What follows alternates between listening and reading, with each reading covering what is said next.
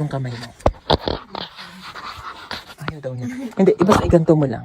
Ayan, dalawang kamay. Mga kababayan, nagbabalik muli Elma's Vlog, magbibigay tayo ng maikling reaction video, sa ilang araw na pananatili ni Pugong Be a Hero sa lugar ng Katutubong Mangyan, sa Oriental Mindoro.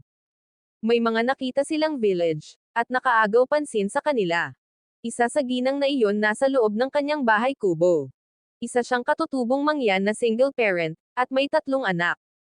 Nagkasakit daw kasi ang kanyang asawa at namatay ito noong nakaraang taon.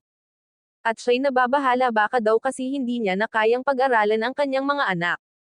Dahil ang kanyang hanap buhay paggawa lang ng basket at hindi ito sapat sa kanila.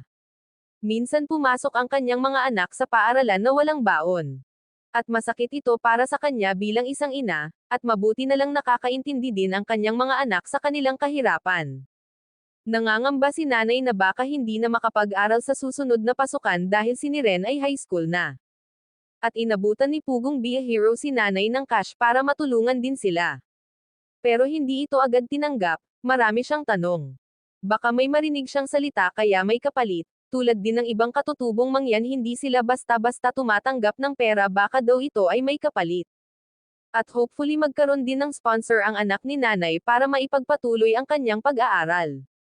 Mapanood ang full video sa YouTube channel ni Pugong Be a Hero. Paki-like, share and subscribe, ganun na rin sa Tres Marias, suportahan natin sila, please don't skip ads, para sa ganun na paraan makatulong din tayo sa kanilang mga tinutulungan, ganun na rin kay Tito Horns TV, at PB Team ng Luzon, Visayas, at Mindanao, at sa inyong lingkod Elma's Vlog, please support sa aking munting channel, hanggang sa muli maraming salamat, God bless us. Ulitin yan. Ayan, okay. Hindi, ganito mo yung kamay. Ganyan. Okay, bigyan kita nito. 1,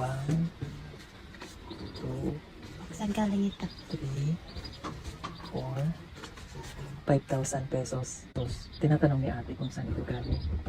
Galing po sa Diyos yan. Oo. Para sa'yo. Makatulong kami sa'yo. Masaya ka ba?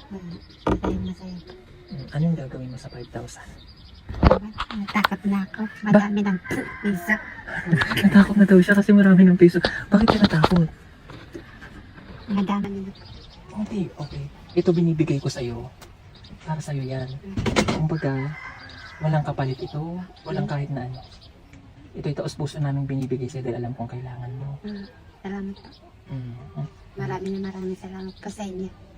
Napansin ko po sa kanila, hindi sila basta tumatanggap ng ano, parang nag-hesitate sila na tanggapin. Baka mahinging kapalit.